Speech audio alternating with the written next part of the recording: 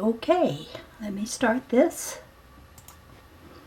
I'm going to read a poem that came to me back in 1998. And it seems to me that the poems that came to me then turned into first-person creator God, like I were speaking God's words. You'll see what I mean when I start reading this. Let me turn off the light so I have not so much glare on the picture. I call this poem, "To Die is to Live, and to Live is to Love." Now let me get, it's going. Okay.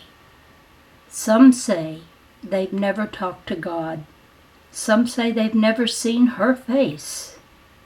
But you've seen God in every face on which you've focused your eyes. Your eyes have been a little dim for you to fail to notice Him. You got into a little fear when you thought she was not near. But I am in your very soul. You breathe me with your every breath, and I am in the situation even when you call it death. For I can never, never die. I only change my form. I live as you upon the face of earth, and then I return unto the place of birth. You are much bigger than you know. A God you are, but you don't show the capabilities of a God. For you think of yourself as just a clod of dirt. You are so much more than you know. You've only come here to grow, to face a new kind of situation, to see what will be your heart's persuasion, to live a life of knowing only love, to see me in the very heart of man, though often man may be in his illusion. You can see through the illusion and call him blessed. You only need to bless each person, each situation, and call everything blessed. Call them blessed and call them holy, for God is looking on the inward heart of you. Call them good and call them holy. This is all you need to do. Everything in life is a little mini-series of your favorite character. Call it you. The next performance of the latest showing is directed by you without your knowing. You know not that your life is how you call it. For you keep looking at the things at hand. You think of former days and drag them to you, making this current show a repeat performance of the past. But it need not be the same old situation, for you are the director of the show. It changes all the time, and it gets better. Your way of directing things can make the difference. So, learn you how to be a good director. Learn you how to be a better potter. Know that you become the thoughts you think, and think again, and make a better choice. All around you are the opportunities, but you have labeled them as only difficulties. And so that is what they become for you, for they will be as you call them. You are calling forth. You are the thinker, thinking, and like attracts like. Thoughts of fear will bring the fearful thing right to you.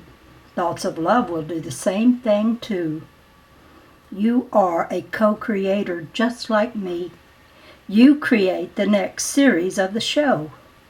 I know the final outcome of the show, and rest assured it comes out good. But you determine how long it's going to take and how much pain you must endure along the way. Turn it around. You can do it today by watching all the thoughts you think and what you do and say. Just call forth a new tomorrow. There are so many possibilities, so many ways a person's life can go. You only need to keep your thoughts in line with my loving thoughts. I'm not going to do the thinking for you. I've given you free will to make your choice. So make your choice, but don't call it good or bad. Just observe. Did it serve you? If you learned anything that made your spirit grow, if you learned how to forgive, if you learned how to love, then you have taken your spirit to a higher level. You grow, you evolve, you experience. Life is for the living of it. See it as exciting. See it as revealing. See it as exploring. See it as discovering. See it as remembering.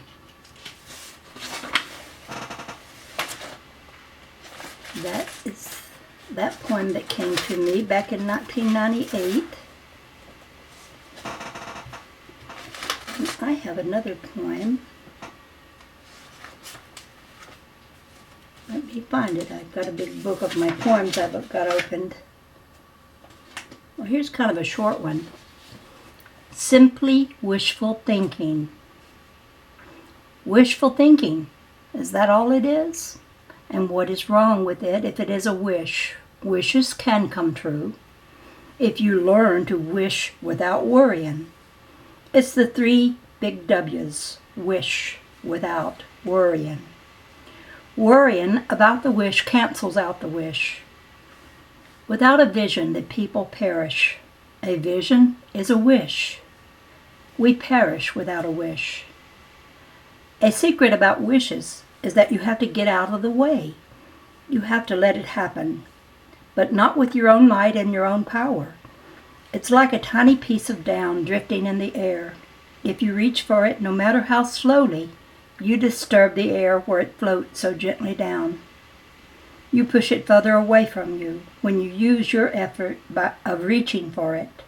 So you simply have to be in the path it takes in coming down. And open your hand, and it will fall right in your opened hand. But we are prone to make the effort.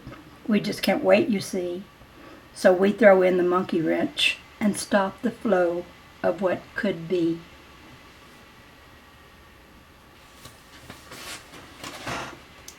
And this last one I'm going to read you is called Thoughts Are Things. And this was in that same year, 1998, and we had some El Nino weather in California where I lived. That for months they talked about it before it actually happened. And there was a lot of dread and fearful talk about this weather. Thoughts are things. Oh, don't we know we can have the words we sow? It seems that man does always say, and the things he says, he can have become that way. All this talk about our fear is doing just what Job did. He said, "The thing I greatly feared has come upon me." What say I to such a thing? Don't greatly fear. It's such a pain. For when we all fuss and complain, those words we say will have the same. For words are thoughts, and thoughts are things, and we can have the words we say. Saying them brings them our way. And then we're going to fuss some more. Oh, we can talk up such a storm. Our words, you see, can do us harm. It's raining now, just pouring down. And in my memory, I hear the sound of voices a few months ago who talked of this and made it so. We greatly feared, we said the words and thought the thoughts. And this is referring to the El Nino weather. And they collected in the sky. Why does God let things happen this way? Why can't God just call a halt and stop this rain? It's all His fault. For nothing happens that's not His will. Why does God wish us ill? The houses are falling from the hills. The streets are turning into rivers. It seems to me it's we who are the givers of this gift to our own selves. For we're the gods who called for this. Our words, you see. We talked a lot. But we could learn how to talk.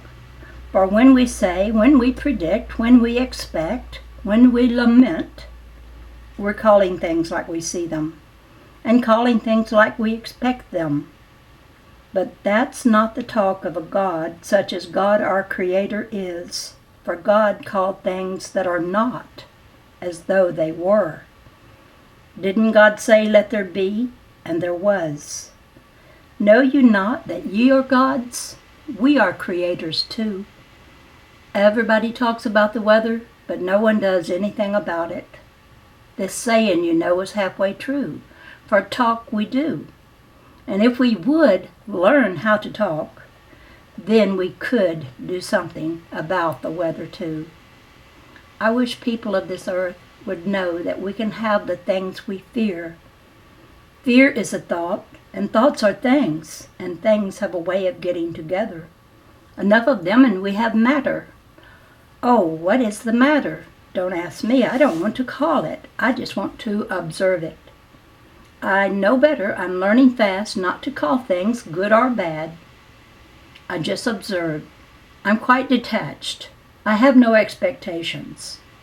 For we can have the things we expect. For expectations are a thought, and thoughts are things, and things create the reality we see. And I know this of myself, that I don't know what anything is for. I don't always see the purpose for everything that happens. So I'll just observe, and yes, I'll talk. I'll talk of things that are lovely and things that are of a good report. If there be any virtue, if there be any praise, I'll talk of these things. And I'll call things that are not as though they were. For thoughts are things, and things create our reality. We are the thinker thinking. Let's think about what we're thinking about. Let's observe our own words. Did we not learn about the tongue? It is just a little member of the body. Yet, if we could control it, we could have anything we wished. I say that we are going to listen to our mind chatter and bite our tongues if we have to keep them from calling it like we see it, calling it like we expect it, calling it like we fear it. If we don't have anything good to say, we just won't say. That's the way we'll save the day. As a man thinketh in his heart, so is he. I believe in my heart that I am pure and holy, that I can look with eyes of love. I'll just bless everything and call it holy. For all is God. I'll bless the process. For our mistakes are our opportunities to see ourselves, to learn how to call things, to call them blessed, and to rejoice always.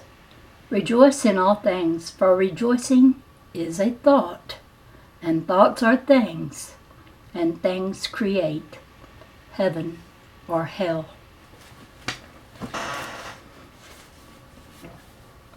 And that is just 3 of the poems that came to me that year. There were several of them. And since then, I've not been much of a poet. I just was a poet for about 1 year. But now I'm taking these beautiful pictures of orbs of light, and I'm finding out that the orb is just a seeing device for looking at a world of light that stretches out way beyond the orb, and that light does so many things. I'm discovering that light is something that creates everything that is, and we need to understand it better. And I invite anyone who wants to explore this phenomena of being able to take pictures of the light orbs to join me in doing so, and maybe we will learn how to communicate with this light. Anyway, this is the Dove Lady, and that's all I have to say for now. Over and out. Talk to you later.